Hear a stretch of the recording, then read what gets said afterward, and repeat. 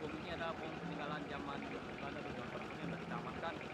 Namun karena kita tidak punya tempat penyimpanan seperti gudang bom, jadi kita tanam. Kita tanam dekat satuan kita dekat. Disediakan gudang penyimpanan itu. Untuk sementara kita belum punya gudang penyimpanan, cuma kita usulkan ke pimpinan juga ke pemerintah daerah, cuma sekarang belum ada rencana untuk gudang penyimpanan ada. Penyimpanan dengan cara ditimbun ini apakah tidak berbahaya bagi masyarakat ataupun bagi personil sendiri?